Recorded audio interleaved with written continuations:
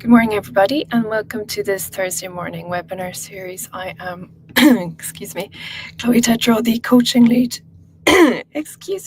with Ready Care. And for this morning, we're going to kind of demystify the 10K steps, where it came from, and whether there is as much emphasis into that specific number as we've kind of weighted it to be over the years. So we'll have a look at a few different bits. We're going to have a look at the origin first and foremost. We're going to look at the science behind the cardiovascular health, and if there is a particular number, what is it? What is the number?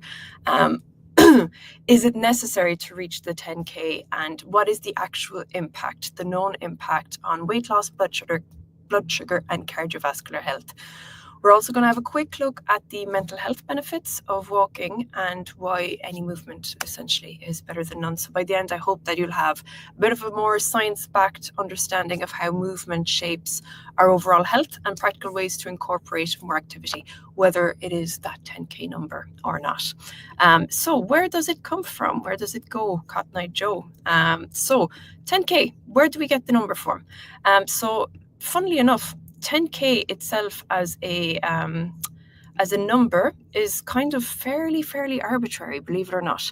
So it's a marketing myth. It is not a medical benchmark. The 10,000 step goal originated not from evidence-backed science, but from marketing. Here's our friend marketing pulling the strings again. So in 1965, a Japanese company launched the Manpo-K pedometer, which translates to 10,000 steps. So it was just in the beginning stages of Japan being kind of hit a bit more by the Western typical diet and seeing a rise in overweight individuals in the population. There was a launch of this particular product. So the number was chosen because it was catchy and marketable, and it wasn't based on actual research. So what does the research say? So we have a Harvard study that found that women who walked 4,400 steps per day had a 41% lower risk of death. I mean, I'm sure they didn't evade it altogether, but I'm guessing that's premature death, and benefits plateaued in and around the 7,500 step. So at 7,500 steps, the kind of the what's that called? There's a diminishing return on the health. So meta-analysis of 17 studies. So meta-analysis basically means an analysis of analysis. It's like the bureaucracy of the analysis world. Found that 7,000 to 8,000 steps per day provided substantial health benefits with diminishing returns beyond that 10,000 step mark. So that's a study done in 2021. So the key takeaway here is that you don't particularly have to be doing the 10,000 steps per day to see health benefits. Starting at 4,000, if that's where you're starting at, to 5,000 steps can still have a massive significant impact. So how does walking affect metabolism, weight, and blood sugar? Power. So So we have our walking and energy expenditure. Let's start there. So the average person burns about 30 to 50 calories per 1,000 steps, meaning 10,000 steps burns roughly 300 to 500 calories. Now, we know from taking part in these webinars that calories aren't the be-all end-all. It's more on a metabolic rate. So keeping your blood sugars low, as we'll see in a while, is one of the key benefits of walking. But as well as that, minding your calories overall is not a bad idea, provided that the foods that you're having are whole foods. So how does it interplay with each other? Effort matters more than step count. Walking briskly, so walking uphill, carrying weight, increases calorie burn. So it's not just the amount that you walk, but it's the level at which you're walking as well. Brisk walking is much, much better than the kind of dondering about that. For example, I could look at my phone, which is my pedometer, at the end of a day, and I'll say, 7,000 steps. I've done quite well for myself. And then I think about where those 7,000 steps could have come from. And unfortunately, there's a lot of dondering and maundering about happening for those. So most days, personally speaking, I wouldn't be getting the cardiometabolic benefits of those steps, because a lot of them were basically walking from a floor, maybe taking a flight of stairs, but taking my time along that. Those 7,000 steps won't amount for as much on the overall cardiometabolic health, weight, and blood sugar perspective as, let's say, taking 20, 30 minutes during my lunch break and just going for it, throwing on a podcast or a bit of music and going for it. So the briskness at which you walk impacts your health far, far better than the numbers alone. So does walking alone promote weight loss? I mentioned weight loss here. So a review of 20 walking studies, so presuming the studies were about walking, not that the studies themselves were walking away, found that participants walking 10,000 steps daily for 12 weeks, 3 months, lost an average of 1.3 kg per week. No, overall. Oh, okay, so that's a 2008 study. So that's about 2.8 pounds. So that's actually very minimal. That's less than I thought it originally was when I was putting these together.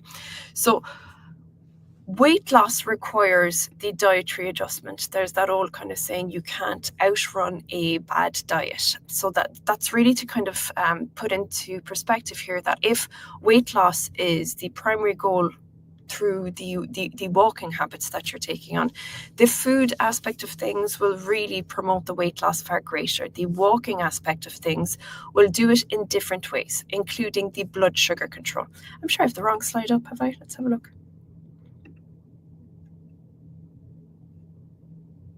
Yes, I do. Totally wrong. I've already said all of this already.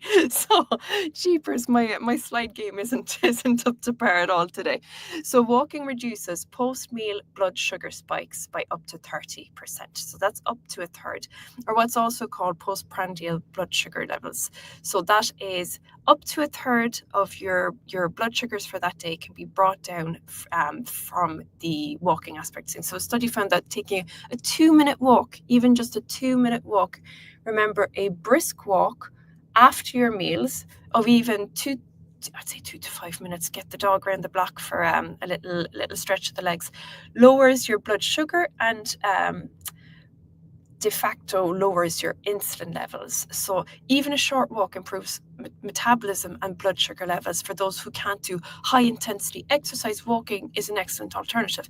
So if the walking habits that you're taking on are with the view of promoting weight loss, making sure that your insulin levels, insulin being one of its key messages is basically to store as much body fat as possible. So reducing your insulin levels by reducing your blood sugar levels is the best way to get the weight down.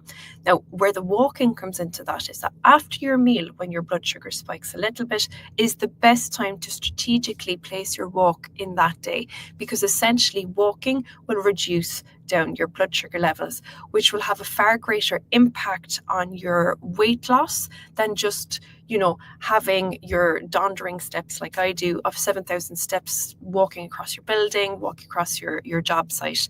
Timing those particular walks has a much, much greater impact. So after food is the best time to have your walk in a day, if weight loss is your key takeaway from the walking habits.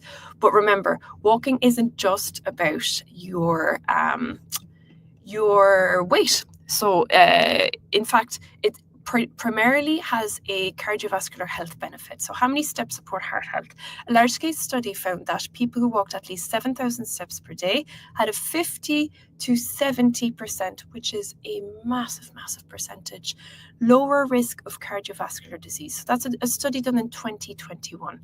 So if we look at run of, the key factors of cardiovascular disease is high blood sugar. So that's already helping a little bit. But from a strengthening and cardiovascular health benefits, 50 to 70% is massive. So getting those 5,000 to 7,000 steps a day at some point in your day is really, really vital if you are looking after your cardiovascular health. Every additional 1,000 daily steps is associated with in and around 10% lower risk of heart disease. So at the beginning stages, when I'm talking about diminishing returns, it's not that it stops altogether, it's just that that percentage goes down, which it would. So don't be, absolutely gunning for I have to, the more steps I do, it's going to go from 50% to 100, 110, and I'll be immortal and all these types of things. It just means that percentage will be a little lower, but it's still contributing to a lowered risk of cardiovascular disease, which is absolutely outstanding. So walking intensity versus step counts, we touched on a little bit already. So basically, the more brisk your walk is, so that's a 3 to 4, if you have one of those little Fitbit watches or any sort, you want to be aiming in and around 3 to 4 miles per hour as your walk speed. That is the ideal speed. It provides a far greater cardiovascular benefit than walking slowly. Unfortunately, I've been cursed with being somebody who finds everything interesting as they're walking all around them. So, if there's a little bit of moss growing nicely on the wall, I'll stop and take a look. Don't do what I do. Hypocrite be I. Do as I say, not as I do. So if you can get your walking briskly, get some nice music, or get a friend along with you, that you can have a little bit of friendly competition happening there. 3 to 4 miles per hour is the best pace to go at. The best time to go at is after meals. So study found over 50,000 walkers found that those who walk briskly for in and around 30 minutes. Now that's the way that study was done, but any type of timing is great, but in and around 30 minutes daily had again that 20% lower risk of heart disease than slower walkers. Mea culpa. So what we're looking at here is that cardiovascular disease percentage is getting smashed on all angles, right? Walking briskly by 3 to 4 miles per hour as your walking pace, walking after your meals, and walking in and around 7,000. That is the trifecta. That is absolutely superb. That's going to bring down your cardiovascular risk by at least 50%, which is absolutely amazing. The heart benefits start in and around the 7,000 mark. Now, as I said, work up to that incrementally, but that 7,000 steps per day with high effort is really the sweet spot. So the other benefits of walking, where are we going with this? So mental health benefits of walking. Walking reduces symptoms of anxiety and depression by up to 30% with even that slower pace, bringing improved moods. Now we're trying to get that pace up, but even if you can't quite manage that, be it because you are a beginner, you might have had an injury, you suffer from arthritis, or you might be carrying additional weight that you're working towards coming off. Even getting out, doing your steps that you can do will have a huge reduction. 30% is a third. And if somebody said your symptoms are going to go up by a third, we'd say, oh, jeepers, absolutely not. What can I do to avoid it? So you can get a third of that taken off your day by going out and going for a walk. So reducing the symptoms of both anxiety and depression. We know this time of year, particularly in Ireland and any of the countries in the world that are hit by dark days and very overcast. Anything that can help towards mental health is really a huge benefit. So we have a lovely Harvard study found that walking 30 minutes per day, it's really reducing. So the figures that they give is between 26 and 30%. And walking in nature additionally. So if you have nature anywhere near you, walking in nature can further boost mental health, reducing stress-related brain activity. If you have a park, if you have anywhere near a river, anywhere that's more kind of have slower natural escapes. They really benefit mental health altogether. So regular walking increases the hippocampus size, which improves your cognitive function and your memory. So if you're looking after your cognitive health, your mental health, as well as looking to basically put anything into the arsenal that's going to boost that, walking is really the thing to do. So boost your creativity as well, which is a funny one that came up in the studies. Boost creativity by up to 60%. And the thought process behind that is the repetitive nature of that kind of rhythmic. So if you say left foot, right foot, left foot, right foot, which is how most of us walk, unless we're going to start going around in circles, that repetitive motion mimics your eye movement in REM sleep. So what it does is, if you have any kind of rhythmic hypnotic state, that's essentially what it's doing.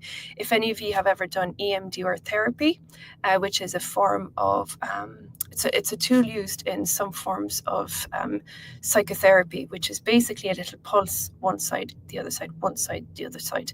What that does is it basically helps your brain to activate and access specific parts that it wouldn't usually do. So it mimics a very, very mild hypnotic effect insofar as you're able to access a lot more of your cognitive faculties, and it boosts your creativity by 60%, which is massive. So if you're undertaking a project and looking to think more laterally, if you are artistically minded, or if you are looking for new ideas, people often say that they go for a walk to process certain things. That rhythmic feature, the really, really helps with creativity. So why any movement, and this is kind of something I want to bring in, any movement is better than none. For older adults, people with joint issues, those with labor-intensive jobs that might find it very, very difficult to muster up the energy. And for anybody who can muster any energy at the end of a 10-hour shift or whatever it may be, where there's quite a lot of physical or psychological energy being depleted from your system. Remember, the figures that I'm giving you are based on evidence-based research. That is what the research shows, but you don't have to, anything that brings you to that is absolutely worthy. You don't have to discount yourself and feel like you've done a bad day because you haven't gotten 10,000 steps in.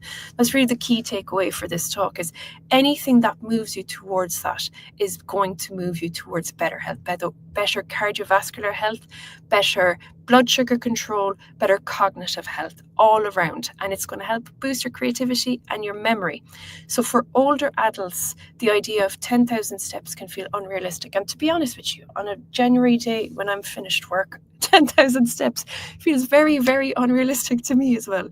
And saying that, I have some people that I chat to, they're in their 80s and they do something like, I've a particular lady in mind that I work with who's absolutely brilliant. She does about 18,000 steps a day. So, I'm saying blanket statements here about age brackets that may not particularly apply. But the key point here is not everybody is in a position where they can do specific things as laid out in this talk. So do remember, any movement is better than none.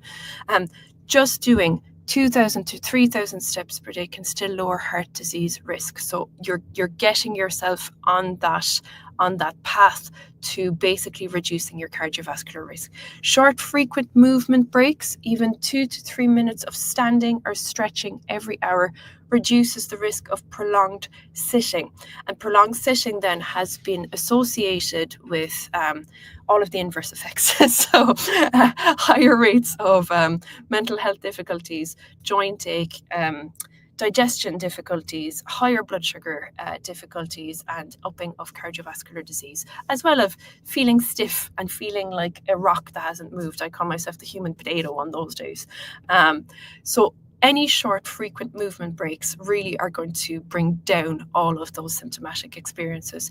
If walking is difficult, low impact alternatives like swimming, stretching, yoga, cycling can offer fairly similar benefits. So we were chatting there a second ago about cardiovascular and insulin. So bring down your blood sugar. Anything that's low impact will do that as well. So as long as you time it well within your day, if you know yourself that you can't commit to going out specific days, whether it be injury or whatever, when you time your exercise and your breaks is really, really crucial. So if all you can do is something like a yoga video that you follow on YouTube, or just a little bit of stretching, if you time that after your meals, it will have the better impact. So after lunch is a great time. After dinner is a great time. The window that you want to be hitting is anything before an hour after. So anything from when it was to an hour after is the best time. You'll still get some benefits afterwards, but the best window is in and around there. So any movement is better than none, even small amounts, and work up to it. If you're not at the stage where you can commit to 5,000, 7,000, 10,000, work up to it. There's absolutely nothing wrong with that. So 10,000 steps a day is a marketing myth. I'll put my face here so you can see my emphasis. 10,000 steps a day is a marketing myth, as a lot of these truisms are out there. Health benefits start between the 4,000 and 7,000 steps. Anywhere there that you can manage, some days better than others, absolutely perfect. You will still see benefits from that. If you can do more, even better. You're going to be working out your muscles, you'll be working out your cardio even more. Walking supports your heart health, it supports your blood sugar regulation and your longevity. Mental health benefits are huge, including stress reduction, better mood, improved brain function, more creativity. Self-hypnosis in a very good way. Brisk walking is more beneficial than just counting steps. So you want to be aiming between 3 and 4 miles per hour. So I'm thinking like the best of the 80s hits, something with high tempo, 90s dance classics, whatever it may be, something that you can actually get and process some of, if you've any stresses during the day, and you need to, ruminate outwards, expend some of that frustration, expend some of that stress. Brisk walk, it's not only going to help you by the time you get back home and are able to keep your cool about whatever happened that led you out there in the first place, but you'll have not only dealt with that, but you'll have also helped an awful lot of your health in the interim. Any movement is better than none. So I'm repeating myself ever so slightly, which is usually my cue to stop and get off the bus. So any questions that you guys have, please do pop them in the comment section. Here's the last little slide here. So you can just have a quick look. Heart health, mental wellness, step count, intensity matters. Set realistic goals. Do not worry about hitting that 10,000 if you're not there, right? Whatever it may be that you can manage is better than not doing anything at all. Walk with purpose or with great music. Brisk walks are much, much better than the donder. And I know I chat to people sometimes and they'll say, I didn't really get out to exercise, but my pedometer shows that I gave myself as an example, because why not? If I'm walking to and from the inside of a building all day long, let's say I'm here from 9 until roughly 8 in the evening, my steps are going to accrue. But in between, I could have my phone out reading a message, texting, walking at a pace that allows for texting. That isn't really going to hit the mark as well. So if you see that, I work in an office and I am seeing the steps add up, but I didn't really feel like I was doing much. You're still doing something, which is fantastic. But if there can be a little bit of a strategic walk implemented into your day, you're going to see far, far, far, far better benefits. Right, my time to stop now. Any questions or comments, please do pop them in. Or if you have any tips for anybody watching, or for those watching back, always appreciated. What has worked for you? And what can you impart? Always lovely to hear from people. But anyway, have a lovely rest of your day, and enjoy the brisk strategic walks that you will no doubt implement during the week. And we see you next time. Bye now.